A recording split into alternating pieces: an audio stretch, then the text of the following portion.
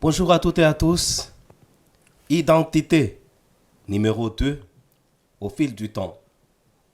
En fait, on va parler de Jacques et Jean, les deux frères Zébédée, qui étaient les disciples de Jésus.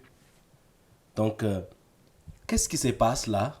Pourquoi on parle d'identité dans leur vie? C'est parce que leur vie illustre le comment découvrir la vraie identité en Jésus.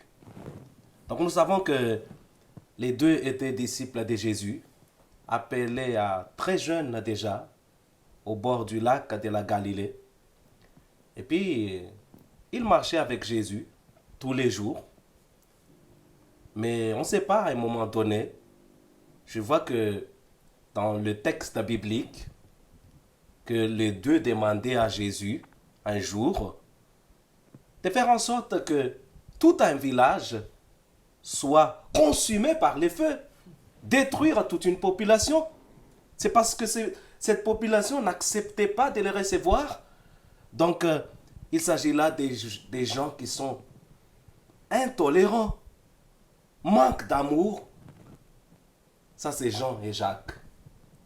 Et puis plus tard, accompagnés par la maman, ils vont demander à ce qu'ils aient la première place dans le royaume soi-disant terrestre de Jésus. Et puis, mais qu'est-ce que ça montre? C'est l'ambition, c'est l'orgueil. Mais ils continuaient à marcher quand même avec le Seigneur, jusqu'au point où ils l'accompagnaient sur le mont des Oliviers pour son ascension. Ils sont retournés avec les autres dans la chambre haute, continuaient à marcher avec le Sauveur. Mais vous savez bien plus tard que les évangiles parlent déjà, et la Bible parle de Jacques qui va mourir martyr prématurément. Et Jean va souffrir de beaucoup de choses pour l'évangile.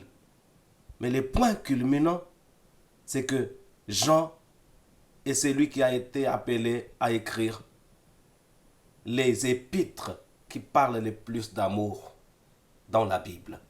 Transformé. En fait, quand on marche avec Jésus, jour après jour,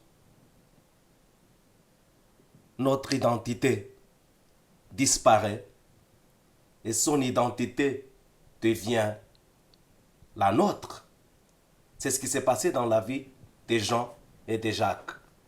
Donc, disons aux jeunes que la vraie identité en Jésus, ils vont la construire jour après jour, au moment où ils sont en connexion permanente avec Jésus.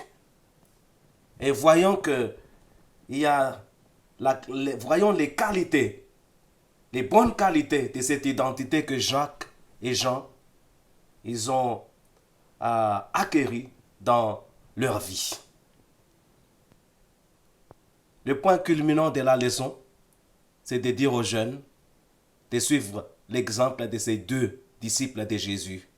Vivre avec lui chaque jour, parce que l'identité en lui n'est pas un ensemble de n'est pas faire ceci, oui il faut faire cela, non, c'est une transformation.